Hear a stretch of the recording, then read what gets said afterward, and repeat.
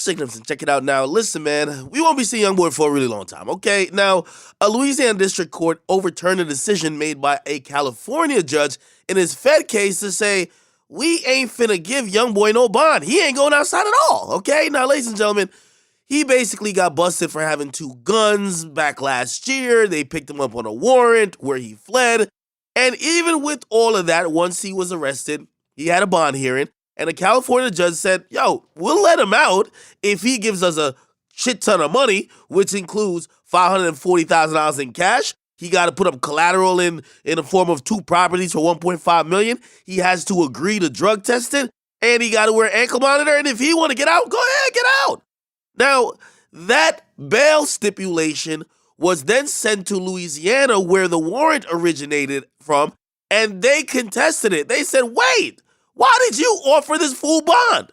Now, they had a hearing, and basically that's where the U.S. prosecutor said, listen, Youngboy is not suitable for a bond at all because he got hella money.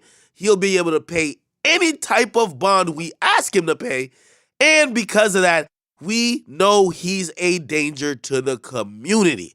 We don't want him out at all. Now, they're citing a bunch of stuff. First of all, they claim he's a drug addict.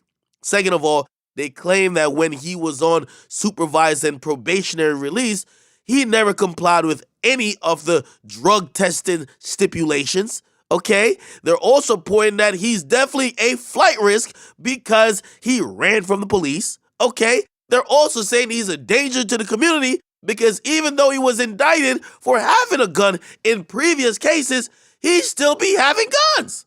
So essentially, they're saying that Youngboy is someone that got no respect for the law or authority, and because of that, they do not want to give him bond. The judge agreed. They rescinded the bond, and Youngboy will be staying in jail until his trial.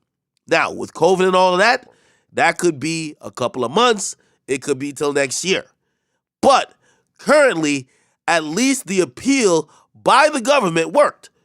Now, here's the thing, because they kind of get into a little bit deeper of what the government's case is against Youngboy, and they're basically saying that Youngboy is a menace to society. They're saying he has a violent path.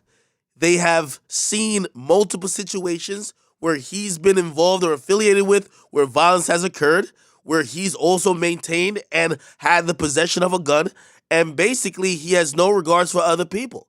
And that's what they're going to keep saying until they can get a conviction to say, hey, we already told him he shouldn't have a gun, and we caught him with another gun. Let's put him away for a couple of years.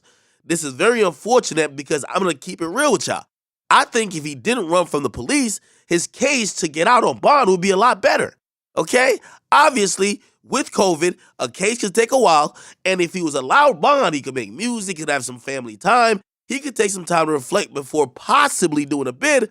But because he ran from the police, they're making him a flight risk, and they're claiming he's a danger to the community. Okay? That is a critical mistake if you ask me on the part of Youngboy. However, I'm pretty sure his lawyers will try to do some additional appeals, try to ask higher courts if they could possibly get him out on bail. But I got to be honest with y'all, it doesn't look good for him to get out on bail before this trial. I don't know if he's going to take a plea or if he's going to just contest it and fight the gun charges. Regardless, it could be a while before we see NBA Youngboy once again on the streets. Okay, get in the comment box. Make sure you guys like and subscribe to our academics. What do you think about all of this, man?